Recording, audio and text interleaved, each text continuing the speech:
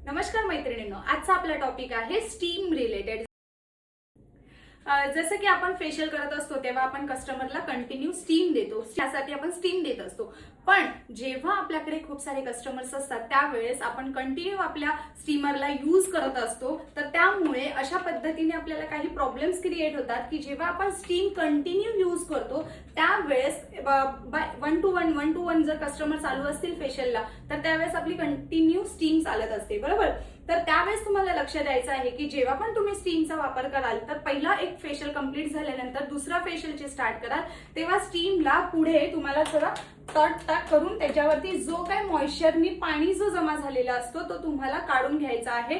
का? कारण की जेव्हा तुम्ही सेकंड टाइम स्टीम चालू करणार त्यावेळी त्याच्यामध्ये गरम पाण्याचा स्टीम मॉइश्चर जो तयार झालेला असतो, गरम पाणी जो आतमध्ये बबल्स असतात ते असतात कंटिन्यू तसेच असतात। आणि मग जेव्हा तुम्ही सेकंड टाइम जेव्हा स्टीम चालू करता तेव्हा काय होतं, एकदम झटकन स्टीम जेव्हा बाहेर येते तेव्हा त्याचे गरम पाण्याची जी वाफ असते ती थेंब आपल्या फेस वरती पडू शकतात। त्यामुळे नेहमी तुम्हाला लक्ष द्यायचं आहे की स्टीम जेव्हाही तुम्ही फर्स्ट सिटिंग दिल्यानंतर जेव्हा सेकंड तुम्ही कुठल्या क्लायंटला अटेंड करत असाल तर नक्कीच तुम्हाला स्टीमला थोडंसं मारायचं आहे किंवा हलवायचं आहे। तर त्याच्याने काय होणार, तुमचे जे काय गरम वाफेचे जे काय बॉल्स असतील ते खाली पडून जातील आणि कुठल्याही प्रकारे क्लायंटला हानी होणार नाही। जर तुम्हाला अशा नवनवीन टिप्स माझ्या जर शिकायच्या असतील तर नक्कीच मला कमेंट्स करत जा आणि माझ्या चॅनलला फॉलो करा।